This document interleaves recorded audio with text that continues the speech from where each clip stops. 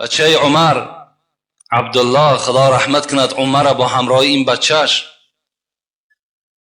اخذ رسول الله صلی الله علیه و سلم بمنکبه، روز رسول اکرم از سر شانه من داشت و چی گفت؟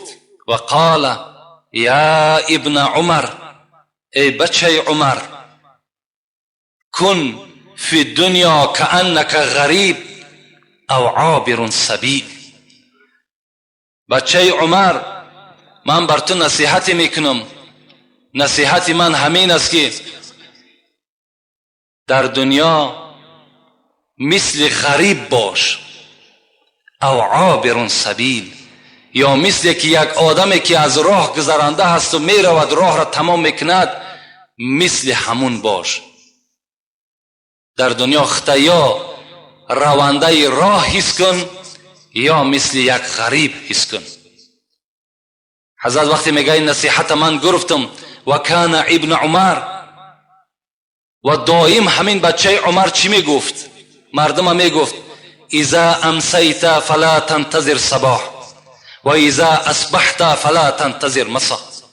ای مردم، من از پیغمبر خدا یک نصیحتی گرفتم که بر شما خلاصه او را میگم.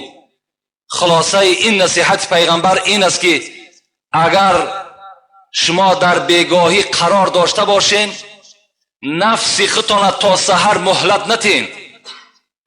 اگر بیگاه شما زنده باشین، شما 100% باوری نکنین که شما تا سحر زنده میمانین، همچنان باوری در دلتان پیدا نکنین. و اذا اصبحت، وقتی که اگر سحر شد تو از خواب خیستی، فلا تنتظر مساء، تا بیگاهی را جان اخت مهلت نتی، تا بیگاهی را باور نکن که من زنده هستم، بلکه چیکار کن؟ خذ من حیاتک لموتک و من صحتک لسقمک. حضرت نصیحت کردن ما و شما را که از این خاطر این حیاتی که بالاش مرگ هجوم دارد از دست شما میگیرنش، از این خاطر برای روز مردنتان این حیات غنیمت بشمارین. و این تن صحتی که قدم زنان به مسجد دوان دوان می آیین، این تن صحت هم غنیمت بشمارین برای روزی چی؟ برای روزی مرگتان. از این خاطر مسکین هم گفتن تیزتر غزل بود کن، شاید که این مرگ نامعلوم است که این ساعت بالای من میاد یا ساعت دیگر. مرگ خود چی معنا دارد؟ مرگ در قرآن به نام موت ذکر می شود که ترجمه فارسی زبان ما و شما موت این خود مرگ می دهد. مرگ چی معنا دارد؟ مرگ معناش همین است هر جا که سری خدا پیش کرد، اونجا بالای چیزی که اگر هجوم کرد اون چیز ناپدید و اون چیز از بین دور می شود. این مرگ هم مخلوقی هست که اگر بالای ما و شما که هجوم میکرده است، ما و شما را ناپدید و از بین می برده است. این معنای موت است، این معنای مرگ است. خدا در قرآن شاید 10 جا، شاید زیاده از 10 جا بر ما و شما تذکر می دهد، به ما و شما یادآوری میکند از موت. که من اولا افتتاح سخن را میخوام از ترجمه آیت ها بر شما برسانم. نظر به سوره عمران میکنیم، آل عمران. اعوذ بالله من الشیطان الرجیم. کل نفس ذائقة الموت. تمام آن چیزی که صاحب روح است، صاحب جان است، صاحب حرکت کننده است، خواه از جنس آدم است، خواه از جنس جین است، خواه از جنس فرشته است، عاقبت مرگ را می چشد. این یادآوری خداست بر ما.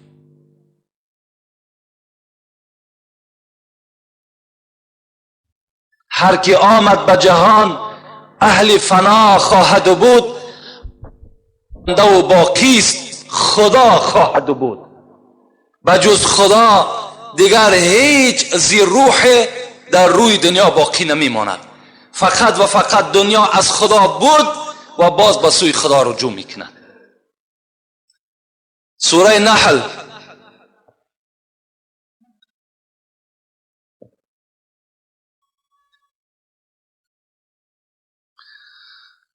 فاذا جاء اجلهم لا یستأخرون ساعة ولا یستقدمون.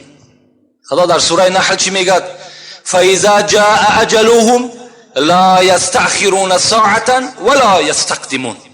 وقتی که اگر اجلهای شما، مرگ بالای شما که آمد، لا یستأخرون ساعة ولا یستقدمون، هیچ کس حق ندارد این مرگ که من فرستادم او را 1 ساعت یا پیش پرتاید یا 1 ساعت خفاش پرتاید. هیچ کس حق ندارد. اجل آمد، با ساعت و با دقیقه و با ثانیه خودش باید که بالای بنده یا بالای چیزی نباشد هجوم خودش البته بکند. هیچ کس حق ندارد این مرگ از بالای آن چیزی که من روان کردم از بالای او بگرداند. نه 1 ساعت پیشش کرده میتواند، نه 1 ساعت قفا. روزی که اجل در آید از پیش و پسد، روزی که اجل در آید از پیش و پسد، شک نیست که مهلت ندهد 1 نفست. بین روزی که اجل در آید از پیش و پسد، شک نیست که مهلت ندهد 1 نفست. یاری نرسد در آن دم از هیچ کست، برباد شود جمله هوای و هوست. در اون ساعتی که مرگ بالای ما و شما می آید، یاری نرسد در آن دم از هیچ کست. هیچ کس بر ما و شما یاری دادن نمیتونه. اگرچه تمام پروفسورهای دنیا، اگرچه تمام دکترهای روی دنیا در بالای کسلی نشسته باشند، مرگ البته بر آنها هجوم میکند و این دکتر و پروفسور هم تماشا میکند، از دستش هیچی نمی آید، یاری رسانده نمیتواند. امروز مردم برای آنی که از مرگ بگریزند لازم شود به مسکو، لازم شود به اسرائیل و دیگر جاهایی که بهترین طبابتچی ها هست بر اونجا رفته میرسند. بهر چی؟ بهر معالجه درد. اگر او درد مرگ باشد، از اون جانب به همون اسب چوبین گشته می آیند. اونجا مرگ هست، در اونجا مرگ ما و شما را می یابد. خدا در قرآن چی می گوید؟ این تکونو یدرکم الموت ولو کنتم فی بروج مشیده. در کجایی که نباشید ای بندگان من، مرگ شما را می یابد، اگر چنده که شما در قصرهای مستحکم هم که بدروید. ولو کنتم فی بروج مشیده، اگر قصرهای مستحکمی که به منزله نوک سوزن سوراخی نداشته باشد، مرگ آنجا داخل می شود. مرگ در آنجا شما را البته می یابد. از مرگ گریز نیست. در دیگر جای قرآن سوره جمعه خدا چی می گوید؟ قل، این امر به سوی محمد بود صلی الله علیه وسلم. ای محمد، قل ان الموت الذي تفرون منه فانه ملاقيكم ثم تردون الى عالم الغیب والشهاده فینبئکم بما کنتم تعملون. چی گفت محمد؟ گفت بر این مردمی که از مرگ میگریزند بگوشان. چی بگوشان؟ فانه ملاقيكم. شما از مرگ میگریزین، هر جا که گریختین مرگ از پیش روی شما میبراید. هر جا که میخواین روین مرگ از پیش چشم شما میبراید. از مرگ گریخته نمیشود.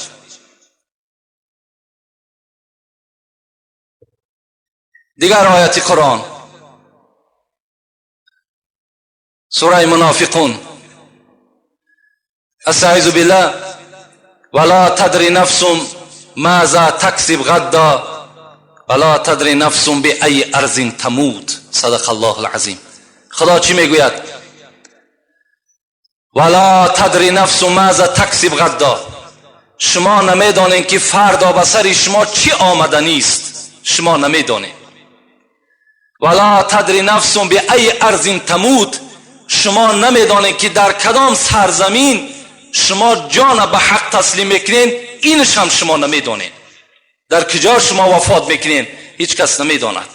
تو نمیدانی که در خانه نزد فرزندات وفات میکنی. تو نمیدانی که در راه در سفر وفات میکنی. تو نمیدانی در یگان معرکه نان جان به حق تسلیم میکنی. تو نمیدانی که در راه یگان صدمه راه را دچار میشه. این تو نمیدانی. این هیچ کس نمیداند. در راه حضرت سلیمان علیه السلام بود میگد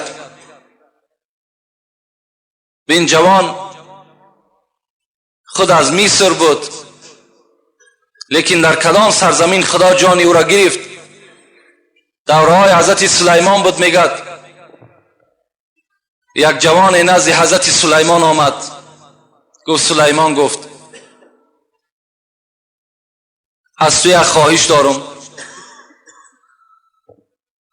وقتی که میگد این جوان داخل خانه سلیمان شده بود نزد پهلوی سلیمان میگد عزرائیل برای زیارت سلیمان آمده بود. وقتی این جوان داخل شد و نزد سلیمان نشست و این عزرائیل میگد به این جوان چنان به یک شدت سخت نگاه کرد و بعد زمان رخصت از سلیمان گرفت و گفت من بدتر تر زیارت میکنم و میگه عزرائیل ناپدید شد. این جوان میگه با سلیمان گفت این گفت بر من بسیار با یک شدت سخت نگاه کرد که در وجود من لرزه و ترس پیدا شد. سلیمان گفت من یک خواهش دارم. من گفت شهر خیتای میرم به نیت تجارت رفته ایستادم. همین باد امر کن که مرا برده بر همونجا برساند. زمانهای سلیمان خداوند میگوید در قرآن که تمام باد، تمام شمال، تمام جین و پری و دیو همه در زیر همین اطاعت سلیمان بود. میگوید حضرت سلیمان امر کرد باد را مثل که امروز خیلی که یک سمالیات یک آدم به یک جای دیگه برده میرساند. این کار باد هم همین بود که انسان میگرفت بر کدام مکانی که میخواست برده میرسانید. میگه این جوان گرفت برده در شهر چین همون خیتای رسانید و گشته آمد و در زمان میگه عزرائیل نزد سلیمان حاضر شد. سلیمان میگه پرسانش کردم عزرائیل این جوان چی اینقدر تو به شدت نگاه کردی؟ میگه عزرائیل گفت من در حیرت ماندم. مرا خداوند روان کرده بود بهر ان همین جوان که جان ای را تو در خیتای بگیر. وقتی من نزد تو آمدم ای را دیدم در حیرت ماندم که آخر باید جان ای را خداوند امر کرده بود در خیتای بگیر. این در اینجا هست. لکن امر خدا که بود من در خیتای رسیدم با مجرده که در اونجا ایستادم باد همین جوان را به پیش من آورد. من جانش در همون موضع گرفتم پس گشته پیش تو آمدم. ببین این همون آیتی هست که این تکونوا یدرککم الموت. در کجایی که نباشید شما مرگ شما را البته مییابد. ولا تدری نفس بأی ارض تموت. در کدام سرزمین شما جان تسلیم میکنید شما این نمیدانید. این جوان اگر میدانست که جان او را در همون چین میگیرند او با چین حرکت نمیکرد. همون نزد پدر مادر خود میستاد. لکن انسان نمیداند خود با پیش عجله دوان چکار میکند میرود. یک جوان دیگر بود میگد دائما دعا میکرد اللهم اغفر لی ولی ملک الشمس. خدایا مرا و ملائکه آفتاب را خدایا مغفرت کن.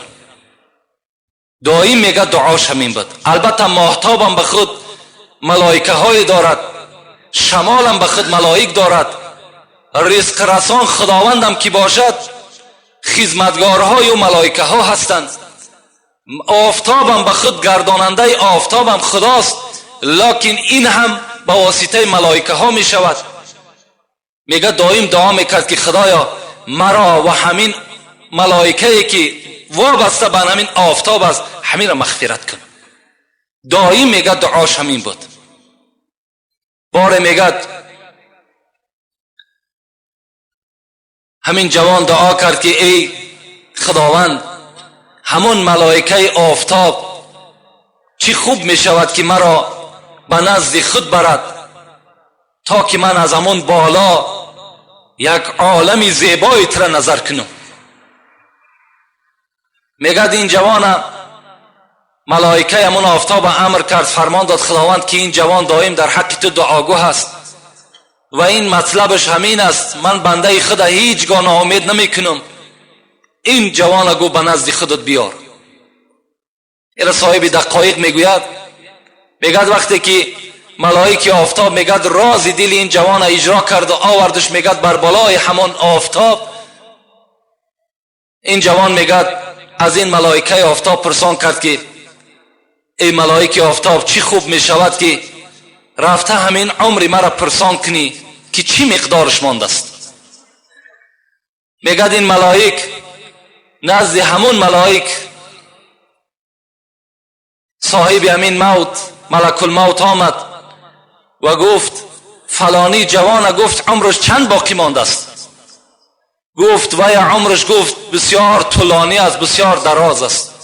گفت چی مقدار دراز است؟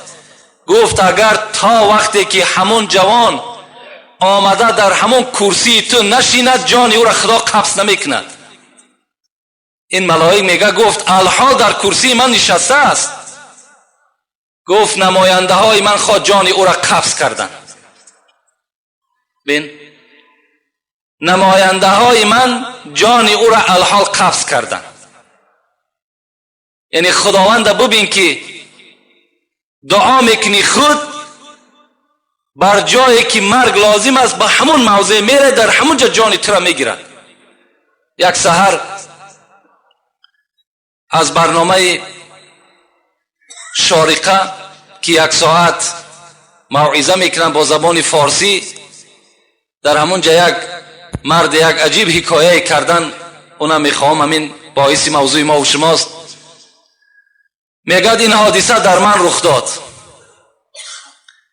یک روز میگد من به طرف ریاض میگد بلیت سمالیات داشتم، خواستم که طرف پایتخت همون ریاض برم. در همین حالت میگد یک برادر قدردان داشتم نزد من آمد، گفت همین بلیتی که تو داری همین را بر بلیت من عوض کن، بلیت من 2 ساعت بعد است، من بسیار مشغولم، یک کار دارم که بی نهایت ضرور است، التماس همین را عوض کن. میگه آمده عوض کردیم، او کس در جای من رفت، من بلیت او را خریدم. وقتی اونا پرواز کردن میگه در نیمه راه بودن که سمالیات چون ترکیش شد. بین سمالیات اونها گفت ترکیش شد، همین بلیتی که من در همون باید که پرواز میکردم همین آمد، آدم آمده از من زاره و تولاقتی همین بلیت از من خرید که من سراستیمتر هستم، من کار دارم، من مشغول هستم. ها مرگ بین چگونه میکشه انسانه. رفت میگه در بین ترکیش شد، اونا همگی همه هلاک شدن، من در قدرت خداوند باز هم تسلیم تر شدم. چی روز است روز مرگ ای آدمی ذات، چی روز است روز مرگ ای آدمی ذات، نسازی چون از آن روزی تبه یاد، چرا در غصه آن غم نسوزی که چشمی خود به سقف خانه دوزی، نفس در غرغره حال دیگرگون، تو دانی و خدا حال ای جگرخون، غمی جان خوردمی ای غفلت آهن، مزن در شیشه ایمان خود سنگ. حضرت مولوی میگوید دائما در یاد مرگ باشید، مرگ هیچگاه از پیش چشمتان دور نبینید.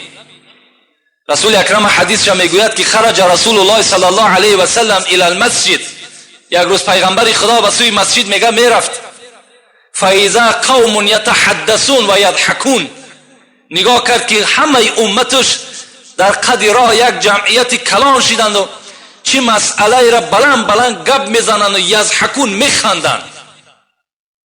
رسول اکرم میگه نزدیک شد، گفت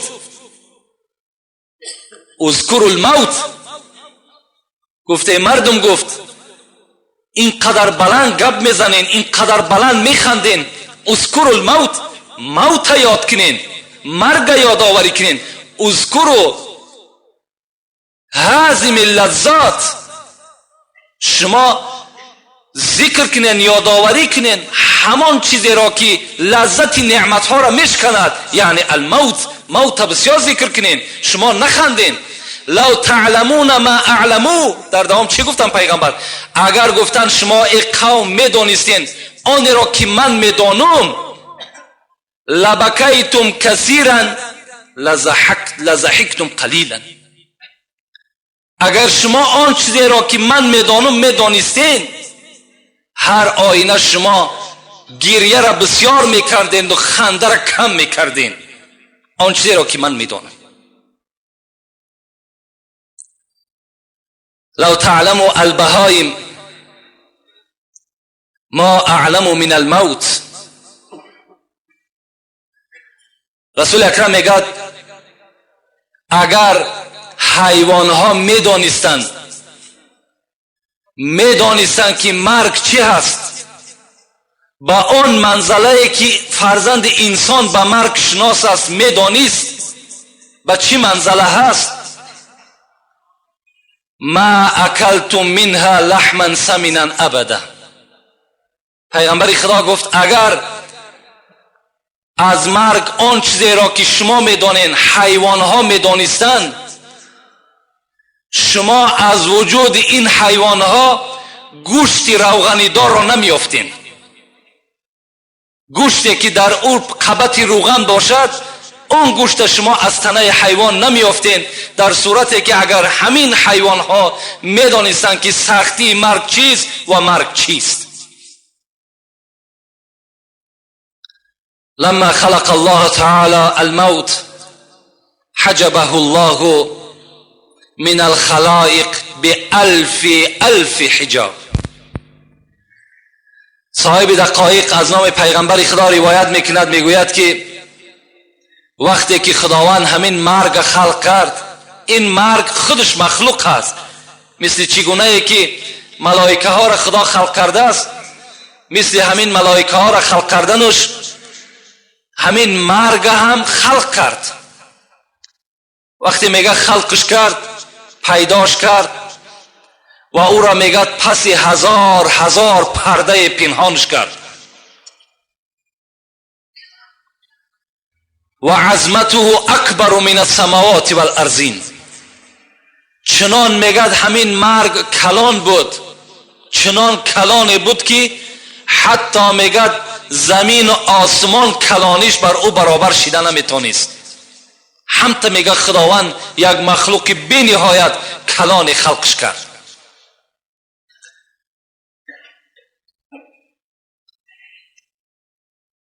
لا یدرون مکانه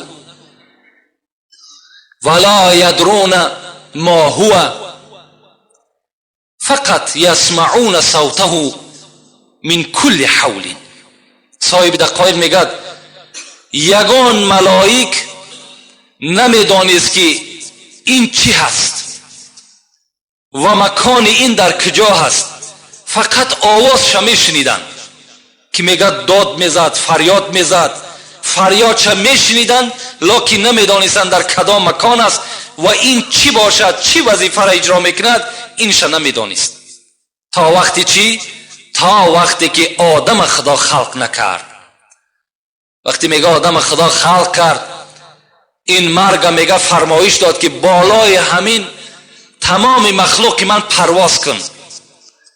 وقتی میگه مرگ پرواز کرد، همه این ملائکه هایی که خلق شده بودن همگی میگه از هوش رفتن. بعد مدتی میگه خداوند باز در مکان خودش همین مرگ قرار داد و گفت یا عزرائیل قد سلطتک علیه. عزرائیل گفت این مخلوقی که دارم ایرا نامش مرگ است، من بالای این مرگ تو را مسلط گردانیدم، تو بالای این غلبه میکنی و این از آن تو هست. عزرائیل حیرت ماندن، گفتن به ای قوه آخذوه. خداوند گفت این بزرگی را بین، کلانی را بین، قوتی را بین، با کدام قوه می را میگیرم؟ در نزد قدرت خداوند اینا که مخلوق خداوند که بودن هیچی نبود. گو عزرائیل گفت نزدیک بر او شو، او سکون میکند، او سکوت میکند، او به تو رام میشود. وقتی میگه عزرائیل که بر او نزدیک شدم، در حال میگه سر پیش من تعظیم کرد و محتاج بر من شد. از اون روز اعتبارا این مرگ در دست کی رفتید؟ در دست عزرائیل رفتید. عزرائیل میگه وقتی که او را من مسلط بر خود گردانیدم و او را محتاج خود گردانیدم، با امر الهی میگه این موت از جانب خود به سوی خداوند فریاد زد، پروردگارا ایذن لی حتی انادی فی السماء والارض مرتن. میگه همین مرگ به سوی خدا چی گفت؟ گفت خدایا گفت من کو مرا کو تو غلام این عزرائیل گردانیدی، من میخواهم که یک فریاد در بین آسمان و زمین بزنم. خداوند گفت که اجازت از برای تو فریاد بزن. میگه این موت چی گفت؟ این مرگ چی گفت؟ انا الموت الذی افرق بین کل حبیب. من همان مرگ هستم که جدایی میدازم بین دو دوست، دو رفیقی که با یکدیگر سخت رفیقند. بالای یک تاش وقتی که من میایم این رفیقی اینها از بین نابود میشود. انا الموت الذی افرق بین کل المرأة و زوجه. من همان مرگ هستم که بین شوهر و بین زن جدایی می اندازم. انا الموت الذی افرق بین الآباء والابناء. من همان مرگ هستم که بین فرزند و بین پدر داغ میگذارم. من همان مرگ هستم. لا یبقى احد حتی یذوق منی. میگه در آخر این مرگ چی گفت؟ بر همه شما خبر میتم که هیچ کس در دنیا باقی نمیماند تا آن زمانی که اگر از من لذت نبرد، تا اگر من بالای او نیام و این سختی جان بالای او اگر روانه کنیم، او از دست ما نجات نمییابد. این البته همون مرگ است. وقتی انسان این موضوع را انشاءالله ما و شما شاید دو جمعه کنیم، برای وقتی ما و شما خیلی نزدیک مانده است. کمی از شدتش بر شما گپ میزنم، بعدا انشاءالله باز این موضوع ها تکرار می شود. این مرگ چگونه که گفت از من ناچشیده دیگر علاج ندارن، شدتش چگونه هست؟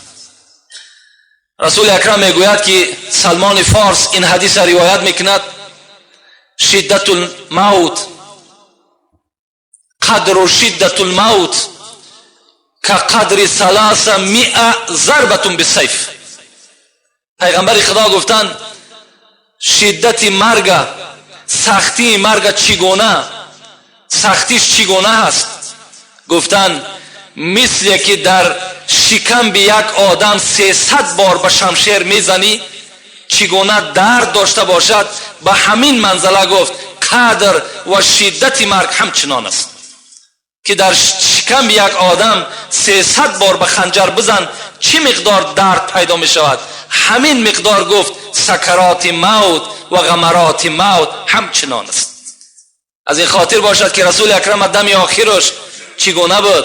حضرت عایشه میگوید لطه را تر میکردیم، بالای پیشانی پیغمبر میگذاشتیم و رسول الله میگفت اللهم اعین علی سکرات الموت و غمرات الموت، پروردگارا بر من سختی و مشقت مرگ آسان بکن. میگه رسول اکرم فقط و فقط دعاش در دم آخر همین بود.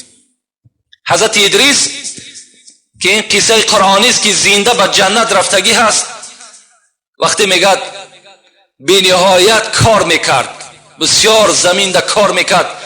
عزرائیل میگه چنان ذوقش میآمد کار ادریس میدید. روز میگه از جانب خداوند اجازت گرفت که همین پیغمبری تو را من زیارت کنم و بی نهایت که عبادت زیاد داشت، میخواست که عبادت ادریس تماشا کند. وقتی میگه و هو کان صائم الدهر، میگه صاحب کتاب ادریس میگه دائما روزدار بود. باز از جنت میگه یک مقدار طعام میگه عزرائیل گرفت خانه ادریس آمد نشست و ادریس میگه اول نشناخت، طعامی که آورده بود تناول کرد. از بین میگه قریب 4 روز گذشت، نه میخورد نه طاعت عبادت میکند. ادریس که آداب مهمانداری را میدانست پرسانش کرد تو آیا بشر هستی؟ تو آیا از تخم انسان هستی؟ گفت نه من از تخم انسان نیستم، من برادر تو عزرائیل هستم. ادریس با مجرد شنیدن عزرائیل گفت تو قابض روح هستی؟ تو قبض کننده جانها تو هستی؟ گفت بله من هستم. گفت این 4 روز تو در خانه من بودی، آیا تو کسی را جانش قبض کردی؟ میگه حضرت گفتن ارواح الخلق عندی کالمائده اتناولها کما تتناول اللقمه. ادریس گفت جان تمام مردم گفت در نزد من به منزله یک دسترخوان است. چگونه که از هر جاش تو یک لقمه را میگیری میخوری، این جان تمام مردم در روی دسترخوان است در نزد من. کدامش تا که امر شد همون زمان میگیرم. تا امروز چندین هزار جانش گرفتیم.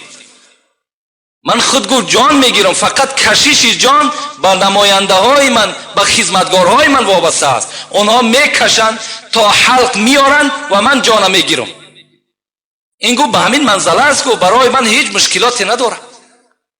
میگه ادریس گفت عزرائیل گفت تو برادر من هستی، من هم مرگ را چشیدن نمی شود، زیرا خدا گفته از همه نفس باید مرگ بچشد، لیکن من خدا را دوست میدارم، ذکر خدا را دوست میدارم، میخواهم که ابدی زنده باشم و فقط در ذکر خدا باشم.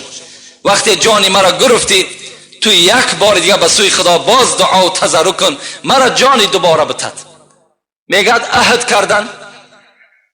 وقتی که بعد چند مدتی آمده جان ادریس میگه گرفت و حضرت عزرائیل گفت خدایا، گفت این بنده به سوی تو هم دعا کرده بود، از ما هم تضرع و زاری کرده بود که جان دوبارهش بتیم، چی میشود؟ این ذکری ترا دوست می داشته است، عبادتی ترا دوست می داشته است.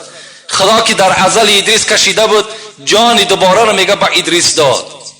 ادریس وقتی میگه از خواب مثل که بیدار میشه، عزرائیل نزد خود دید، گفت برادر عزرائیل گفت این چی دهشت بود که تو بر من روا کردی؟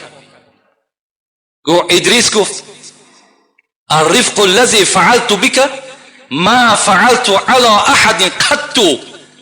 ادریس گفت چنان مهربانی در وقت جان گرفتن بر تو کردم که چنین مهربانی را برای هیچ پیغمبر پیش از تو نکرده بودم. چگونه معامله کردم؟